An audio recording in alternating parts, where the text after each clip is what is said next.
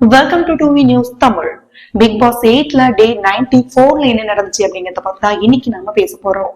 ஸ்டார்டிங்லயே பார்த்தோம் அப்படின்னா நைட்டு ஃபுல்லா விஷால் வந்துட்டு சாரி சொல்லிட்டு இருந்தாரு தர்ஷிகாவுக்கும் மன்ஷிதாவுக்கும்.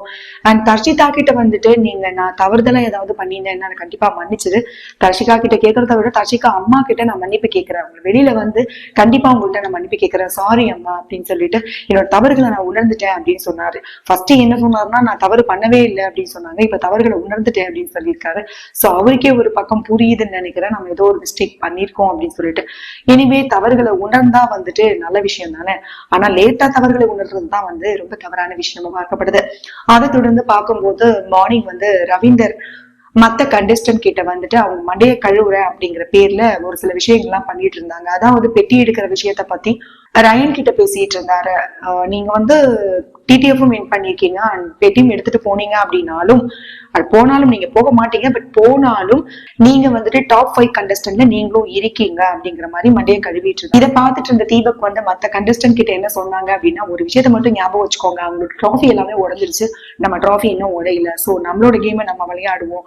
அவங்க நம்ம கிட்ட வந்து மண்டைய கழுவ வந்தாங்க அப்படின்னா மாக்கப்பா அப்படின்னு வச்சுட்டாங்க, அதாவது மண்டைய கழுவ வரா அப்படிங்கிற மாதிரி வந்து அவங்க வந்துட்டு ஒரு கோட் வேர்டு வச்சிட்டு இருந்தாங்க. அதை தொடர்ந்து பார்த்தோம் அப்படின்னா தீபக் என்ன சொன்னாரு அப்படின்னா, வெளியில இருந்து உள்ள வந்தவங்க எல்லாருமே வந்து சும்மாவே இருக்காங்க, சோ அவங்க ஏதாவது ஒண்ணு இப்ப நீங்க வந்து பர்ஃபார்மன்ஸ் பண்ணுங்க, அப்பதானே நீங்களும் வெளியில தெரிவிங்க அப்படிங்கிற மாதிரி சொன்னாங்க. அதோட இல்லாம டீ பிஸ்கெட் சாப்பிட்டுட்டு மட்டும் உட்காந்துருக்க வந்தாங்களா அப்படின்னு கேட்டிருந்தாங்க.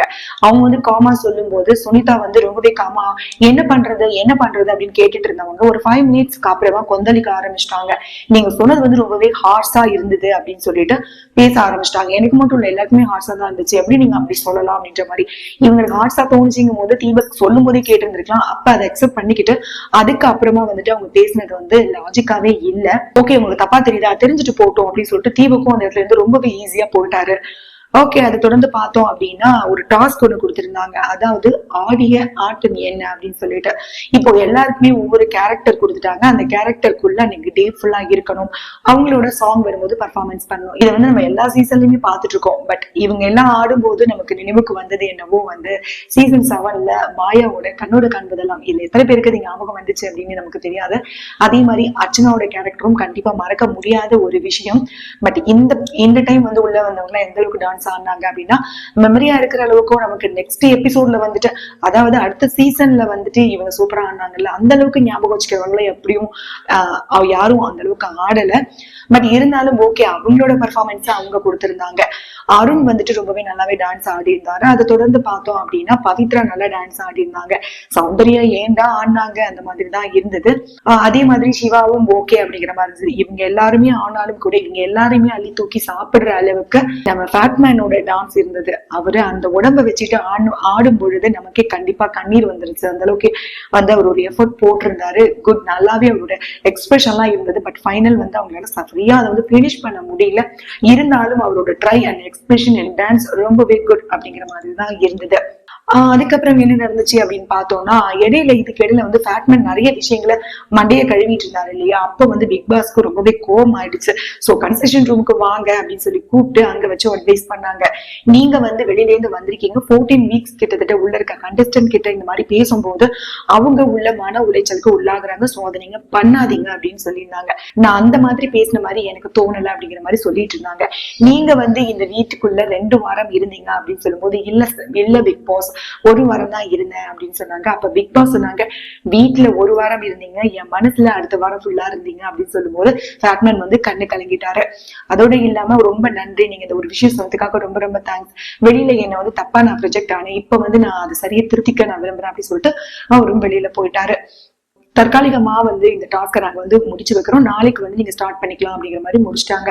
அதை தொடர்ந்து பார்த்தோம்னா கிச்சன் ஏரியால முத்து வந்துட்டு பிரெட் சாப்பிட்டுட்டு இருந்தாரு. அப்போ வந்து சாக்லேட் கொஞ்சம் பிரெட் கொடுன்னு கேட்டிருந்தாங்க. இடையில பார்த்தோம்னா சாட்சனா நீ கொடுக்காத, இங்க கூட நான் கொடுக்குறேன் அப்படிங்கிற மாதிரி சொல்லியிருந்தாங்க. ஏன் சாட்சனா அப்படின்னு கேட்கும்போது வெளியில இவங்க 2 பேரும் லவ்வர்ஸ் மாதிரி ப்ரொஜெக்ட் ஆயிட்டு இருக்கிறதா இவங்க சொன்னாங்க. பட் இவங்க 2 பேருக்குமே ரொம்பவே கோவம் வந்துருச்சு. வெளியில பாக்குறவங்களுக்கு எப்படி வேணாலும் இருந்துட்டு போட்டோம், உள்ள இருந்து நீ பார்த்த இல்லையா, உனக்கு எப்படி தோணுது, நாங்க 2 பேரும் எனக்கு வந்து ஜாக்லின் அக்கா தான் அப்படின்னு சொல்லிட்டு முத்துக்குமரன் எக்ஸ்பிளனேஷன் கொடுத்துட்டு இருந்தாரு. பட் அதுக்கப்புறம் பாத்தீங்கன்னா ஜாக்லின் வந்துட்டு ரொம்பவே ஃபீல் பண்ணி அதை வந்து தீபக் கிட்ட சொல்லிட்டு இருந்தாரு. இவ உள்ளதானே இருந்தா, வெளியில 4 பேர் சொல்றாங்கன்னா அவ சொல்லலாம்ல, எதுக்கு வந்து இப்படி பண்றா அப்படின்னு சொல்லி பேசிட்டு இருந்தாங்க. அதை தொடர்ந்து வந்து சாச்சனா கிட்டயும் சொன்னாங்க. பட் சாச்சனா அதுக்கு என்ன சொன்னாங்க அப்படின்னா, இந்த மாதிரி கேஷுவலா நடக்கிறதெல்லாம் கட் பண்ணி வெளில போடுறானுங்க. இப்ப நான் இடையில போனா இதை எப்படி வந்து கேஷுவலா போட முடியும், அதுக்குதான் நான் இப்படி பண்ணேன் அப்படின்னு சொல்லிட்டு ரொம்ப புத்திசாலித்தனமா பேசின மாதிரி சாச்சனா பேசிட்டு இருந்தாங்க. இது சின்ன பொண்ணுன்றத அடிக்கடி வந்து நிரூபிச்சுட்டே இருக்கும். இருந்தாலும் வந்து ஜாக்லின் சொன்னாங்க, நீ இந்த மாதிரி பண்றதுனாலதான், இப்ப இடையில போடுறதுனாலதான் அது ஒரு தப்பான கண்டென்ட்டா வெளியில போறதுக்கு வாய்ப்பு இருக்கு. சோ இதை நீ பண்ணாத அப்படின்னு சொல்லிட்டு அட்வைஸ் பண்ணாங்க. அதோட இல்லாம நீ ஒரு ஹீரோயினா இருக்க, ஒருத்தவங்க கூட க்ளோஸா பழகுற, அது ஷார்ட்ஸா வந்துட்டு நிறைய ஸ்ப்ரெட் ஆகுது அப்படிங்கும் போது அது உன்னோட கெரியருக்கான அடுத்த படிதானே தவிர ஐயோ இப்படி ஆயிடுச்சு அப்படின்னு நம்ம நினைக்க கூடாது இல்லையா அப்படிங்கிற மாதிரிலாம் சொல்லிட்டு இருந்தாங்க.